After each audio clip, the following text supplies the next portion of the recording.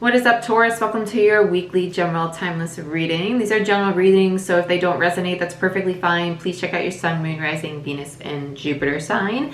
They are also timeless, so whenever you see this is when it's most meant for you.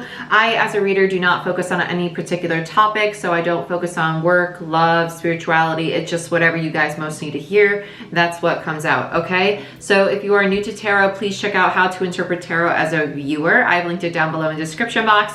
Even if you've watched hundreds of videos on YouTube of tarot, I'd still recommend watching it because I promise you there's probably something that you are not aware of in regards to how to interpret tarot as a viewer. Okay, so it just covers a lot of the basics, and it's 12 minutes. Please just check it out for my sake and your sake. It's very helpful. Okay, if you want to book a personal reading, you can do so down below through my website. If you want a Reiki session to clear your energy and align your chakras, help you overcome some blocks or emotional baggage, or help you clear away some physical ailments that you're struggling to get through, go ahead and do that. I have clients all over the globe, and you can read my reviews on my site. Also, if you want to become a patron, I would love to have you as part of our family. So the way patron works, it's not like YouTube videos where I tap into the entire collective. I only tap into my patrons. So it's a much smaller group of people, and the messages are going to be much more personal. They're going to be much more direct. They're going to be a lot more in spirituality, because we talk a lot about integrating our shadow, masculine, feminine energy, how to communicate with our guides. We do still talk about the 3D world, how to manifest, how to attract significant relationships, love, romance, money, abundance, all of that, right? But I share a lot about my personal journey too. So if that's something you want to learn about, that's the platform to meet us on, and I would love to have you there. So give this video a thumbs up. I greatly appreciate it. It does help the YouTube channel grow by doing so. So yeah, let's see what's going on, Taurus. Let me make sure I got all the cards. I'm going to be using Witch's Tarot for your spread and Spellcasters for the clarifiers. All the tarot decks I used are going to be linked in the description box down below. They showed me a porcupine already. I actually take that as defensiveness. Show me what I need to see for Taurus. Show me what I need to see for Taurus, please, Spirit. Show me what I need to see for Taurus. My nose is itchy.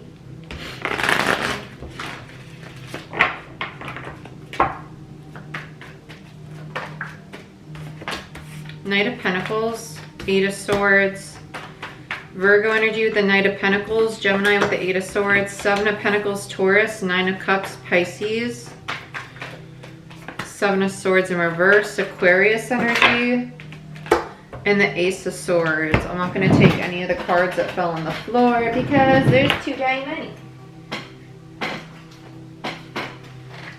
There's just too dang many.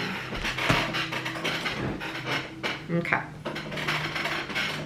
Got a big old massive t-shirt on. Five of Swords. You got a lot of swords, Taurus. No wonder why a porcupine came out. A little prickly, huh? Little sharp tongue, I see. I don't even know where to start. The past energy actually feels like the Seven of Swords energy. The Seven of Swords is what sticks out the most. It's the only card in reverse. And it's like tilted.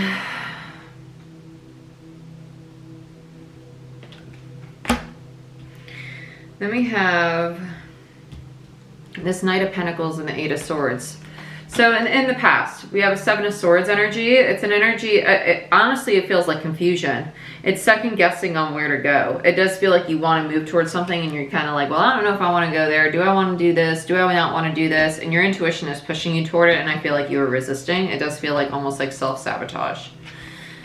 The resisting aspect, okay? And then you start actually taking action toward it, and then you second guess yourself. The Eight of Swords, the overthinking, okay? Knight of Pentacles and the Eight of Swords. And then you start investing in it, and you realize, okay, I'm actually enjoying this. This is my truth. It's part of my path. There's the new beginning, right? And then we had some conflict. because this is what Spirit's going to do. You start walking your path, right? You start walking your path, and then the tests start. The tests start to test your dedication to the path. So now you're in the test, or you're walking into the test. You can place yourself on where you are in this journey, because this is kind of how it's happening. So do I want to start this journey or not start the journey? You're starting it regardless. That's a very self-deceptive energy. Then you start it and you start second guessing it. Then you're very happy you started it, and it's very emotionally fulfilling, and you're investing a lot of time and energy in it.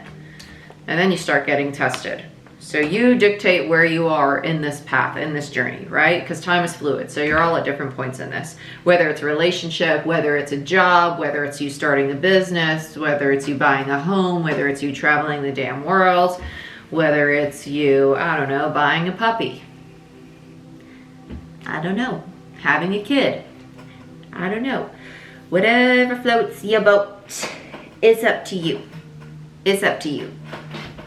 I need to get a new chair, because I need a new chair and I need a chiropractor. That's what I need.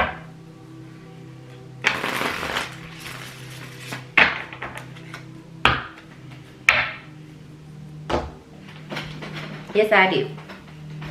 I am getting a new chair once I move, though. Because I got a new table to do my tarot at. So I don't got to do it at my kitchen table no more.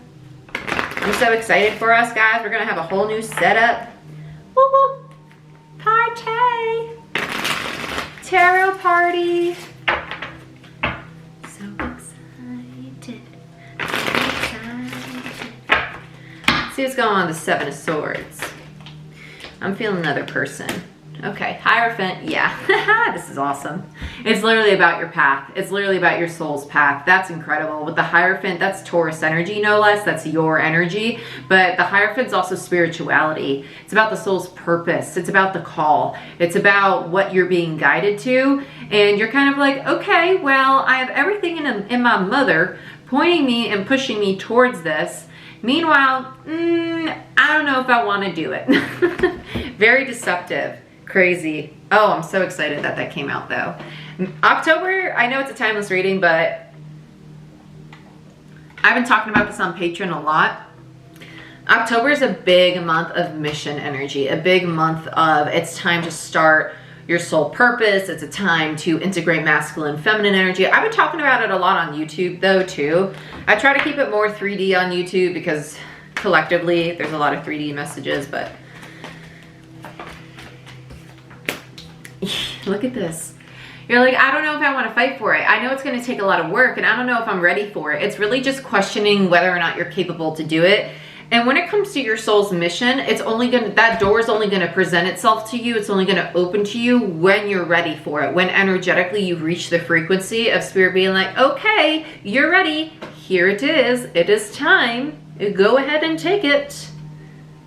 That's when it's going to happen.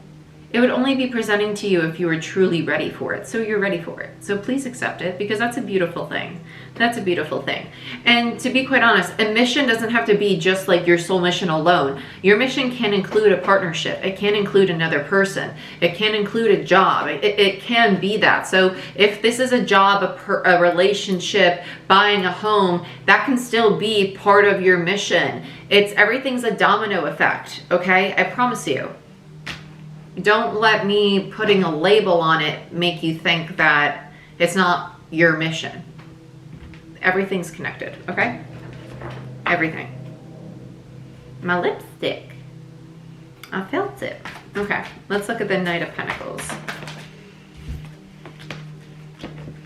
Some of you are definitely either moving or building a business or creating a relationship. It's something very long-term. It's something that you're building a foundation. Some of you, it's definitely either, it's one of those three. It's one of those three. It's something where it's a foundation you're creating, whether it be with another person or a foundation for yourself. Ooh, I'm so excited. So excited. Four of Wands, Aries energy. I love this. I love this. Knight of Pentacles, Virgo energy. Let's get one more on this. This is when you finally start building it, when you kind of like surrender and you're like, okay, spirit, I'll do it. As soon as I say surrender, you're struggling to truly surrender to it though. You want it, you want to build it, but you want to build it in the form that you want to build it in. That's not how it's going to work. So when you start your mission, there's going to be lessons along the way. So you have this picture. Okay, so let's say you're starting a business. Okay, let's just say for this, some of you are like, no, like use the example of a relationship. No, I'm not going to use a relationship because we all cling to this form of a relationship all the time when it's really cut and dry with relationships. Let that shit flow. Just let it flow. Stop holding on to it. Cool, you text him, okay, cool, now go on with your day. Don't cling to it. It's that simple. It is that simple. Just let it flow. Okay, now let's say you're trying to build a business, but you want it to look XYZ. You want it to be in this state at this time. You want to reach this quota by this date. You want to have this much money coming in on a weekly basis. Just take steps every single day and just know that, you know what? I'm manifesting. I thought I just heard a phone ringing. There's no phone ringing. I was like, what is that? I still hear it. I don't hear no phone ringing now. It literally sounds like, you know, the ringtone on an Apple Watch? You know, like that. I know that's a really bad interpretation of it, but. My phone's on airplane mode, so I know my Apple Watch isn't ringing, but. That happened to me yesterday during a video too. Who was it?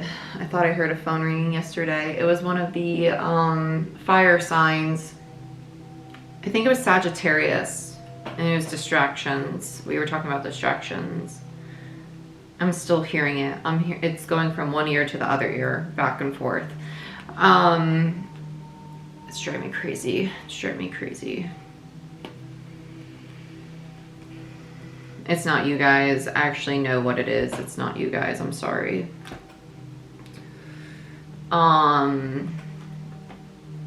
It's somebody pulling on my energy that I might not be talking to right now. But with the Four of Pentacles, you need to genuinely surrender. Genuinely surrender when it comes to the form that you're trying to manifest this in. And if you're trying to, oh, I keep hearing this ringing. It's driving me crazy. Oh, I really don't want to start this reading over. I'm so sorry, guys. I literally hear a phone ringing so loud in my ears right now. It's not even funny. Whatever you're trying to manifest, though, allow yourself to go with the flow. That's really what I'm getting at here. Just allow yourself to go with the flow, please. Like, just don't hold it to a specific form. Like, set goals, of course. Like, hey, I want to bring in $500 every single day. I want to bring in $2,000 every single week. I want to bring in $1,200 every single week. I want to bring in 20 grand a month. You know, whatever it is for you, that's what you want to manifest. Okay, that's great. But when it doesn't happen, don't get discouraged, because it's going to manifest over time. And remember that you're the only person creating that caliber. You're the only person creating that goal. And you're gonna reach that goal in divine time, not your time. So if you say, by October 2021, I'm gonna be making 100 grand a year. And let's say in October 2021, you're only making 80 grand a year. Don't get discouraged, because who knows, maybe the month after that, that's when you hit 100 grand. And that's divine timing, that's spirit, okay? And it's gonna be like that. Those benchmarks, they're gonna change, and it's gonna happen in divine time. Okay, so that's what I'm saying. You're gonna need to learn this lesson of surrender. Those benchmarks are gonna change, so have wiggle room with them. Don't get discouraged when they're not hit, but understand they're not gonna be hit. Okay, understand that, because you're gonna get into this Eight of Swords, and I have a feeling it's because benchmarks are not gonna be hit when you expect them to, because a Knight of Pentacles, a Virgo energy, is a very overthinking, a very analytical energy. And then you have a Seven of Pentacles with it's like with the Seven of Pentacles and the Nine of Cups and Eight of Swords, that's a card of analyzing. You want it, you crave it, because it's your hope and wish fulfillment. It's what you're trying to manifest. So let's look at the Seven of Pentacles. Ace of Swords, exactly. It's literally everything I was just talking about. It's the new perspective. You need to see what's actually happening. You need to have a new perspective and surrender. The Hangman's literally a card of surrender. It's a card of accepting the in-between. It's the card of surrendering to the divine and seeing that these things are out of your control, especially your hope and wish fulfillment, what you're trying to manifest for yourself. Yep, Temperance and the Five of Cups. You need to heal the disappointment you have of things not happening. It's moderation, right? It's learning the balance, the ebb and flow, the give and take. Learning that when I hope and wish for things, I need to release it. I can't cling to it, because by clinging to it, I suffocate the energy and it doesn't have room to flow to me. So let's look at the Ace of Swords, because now you have it twice. Six of Wands. And as soon as you learn this lesson of surrender with the Ace of Swords, that's when you get the victory. Beautiful. Leo energy with the Six of Wands, Sagittarius with Temperance, Five of Cups, Scorpio energy, Hangman, Pisces, Neptune energy, and the Ace of Swords, air. Let's look at the Five of Swords, what this test is with the conflict. Magician. Yeah, your manifestation. Surrendering to the manifestation timeline. The Eight of Swords, the overthinking and feeling stuck. Literally everything I was just saying, basically. You're going to get to this place where your manifestation isn't occurring on the time frame, the expectation that you want. Because us as humans, like, when we manifest, we're told when we manifest to always set a time, like a specific date. And you're supposed to. And it's good to do that. Continue to do that, okay? Sorry, hold on.